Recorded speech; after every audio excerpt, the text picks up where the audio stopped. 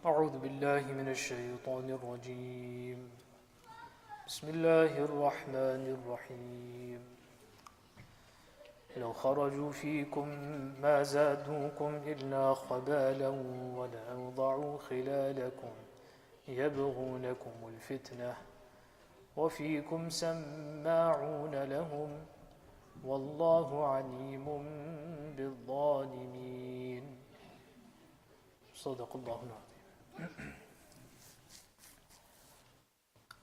Continuing with speaking to the Rasul of Allah subhanahu wa ta'ala and guiding the Muslim community regarding the dangers of the munafiqun and the hypocrites. In this particular verse, verse 47 of Surah At-Tawbah, Allah subhanahu wa ta'ala exposes certain qualities of these munafiqun, these hypocrites, which deal with communal issues. One is individual, personal issues that people have. Another is that when there is a communal obligation, when there is what we call ijtima'i work, something that we do together, then to be wary of what are the qualities of such munafiqun. And in this, as we said the other day, that what the believers are supposed to do when they read these ayat is to make sure they don't fall under such qualities, that they don't adopt such qualities. That although we may not say that they are munafiqun as such, hypocrites, we don't say that to anyone. This is very important. When we're doing these ayat and these qualities are being discussed, and you see that someone may fall into this, you don't say, oh, but you're munafiq. That's not correct. We can't say that. It's for the person, for yourself. It's for me to think that I make sure that I don't fall under this. It's not for us to stand there and monitor everyone else. In fact, any wa'ad, nasihat, tafseer, bayan, whatever that we listen to, which we listen to, mashallah, so much throughout our lives, the issue usually isn't that we disagree with what's being said. 90, 95%. You may disagree with 5%. Maybe you don't like something the Imam Sahib says. Maybe. Possible. There's maybe a very small amount. Most of what is said from them, but we all agree with what's being said. There's no issue in that, right? The issue is that everyone thinks that this is for someone else, but except for myself. That's the issue. The issue is, okay, mashallah, good thing Imam Sahib said this. But for who? For him. For the other person. For the entire masjid except for me. That it applies to everyone in the ummah except for me. Now, if everyone thinks like that, then who's Islah and who will be reformed? No one.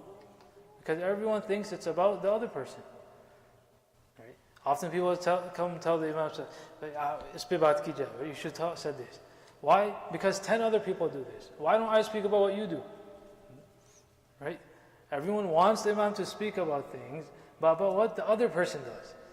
The wrong that one does. So we should be concerned about what we are doing. What qualities are in me? Am I making sure that I don't fall under these qualities, that I don't adopt the wrong qualities? لو خرجوا فيكم, the Quran Kareem says about these munafiqun, that the issue isn't about us wanting even their khuruj. We don't even want them to come out in Allah's path.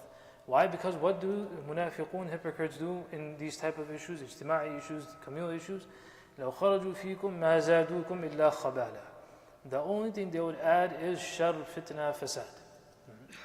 Anyone who causes fitna amongst the community, they have a trait of nifaq in them, hypocrisy. مَا زَادُوكُمْ إِلَّا خَبَالًا. They will just cause turmoil. وَلَأَوْضَعُوا خِلَالَكُمْ.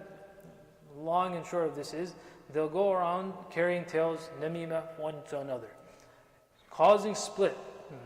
Causing a difference of opinions amongst people. Any communal issue requires a certain level of tawadu and humility. What form of humility? The humility that I should be able to accept what someone else is saying.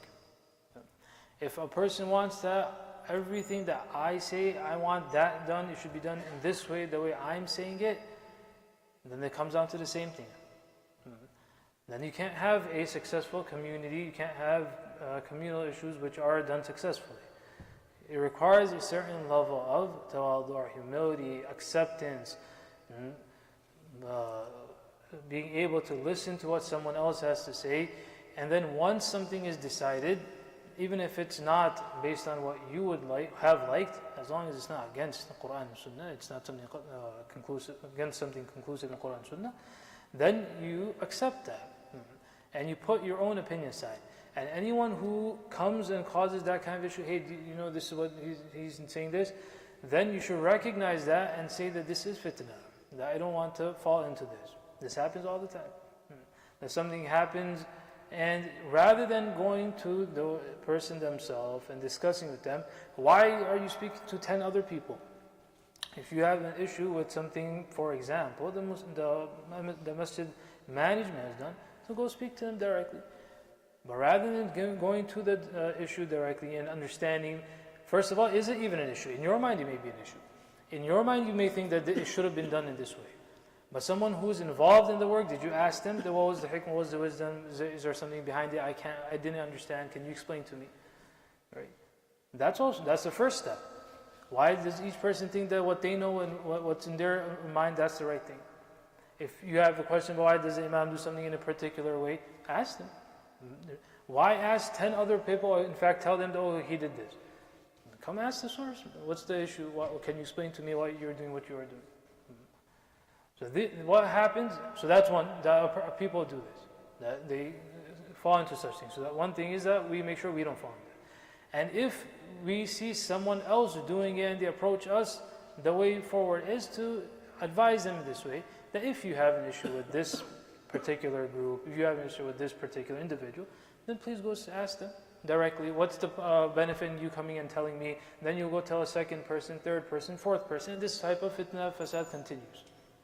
وَلَأَوْضَعُوا خِلَالِكُمْ يَبْغُونَكُمُ الْفِتْنَةِ. They only desire to cause fitna and split amongst yourselves. وَفِيكُمْ سَمَّاعُونَ لَهُمْ. That's also reality. That there are some people in the community who are gullible. فِيكُمْ سَمَّاعُونَ لَهُم. They maybe just accepted Iman Islam yesterday, or they are people who may have looked up to some of these people previously, and now that they are Ahl Iman, overnight things don't change. فِيكُمْ سَمَّاعُونَ لَهُم. That's possible. So now those that are ضعيف Iman, ضعيف الرأي, those that have weakness of heart, weakness of mind, they're not very aware of these type of issues, they will fall into problems. وَفِيكُمْ سَمَّاعُونَ لَهُمْ وَاللَّهُ عَلِيمٌ بِالظَّالِمِينَ. Allah subhanahu wa ta'ala knows who are those that are zalim, oppressors. Oppressor, what's their oppression? That one is they themselves are not on haqq and truth and goodness, and the other is they want everyone else to become like this also. They want to cause and spread their germs. As we said before, the batil and falsehood is not satisfied with its own falsehood, with its own wrong. That we're doing something wrong and that's it. But they want to call towards it and they spread it as well. They want the others should also be afflicted what they are afflicted with. Wallahu alimun bil zalimin. We make dua that Allah Ta'ala gives us to understand the Quran.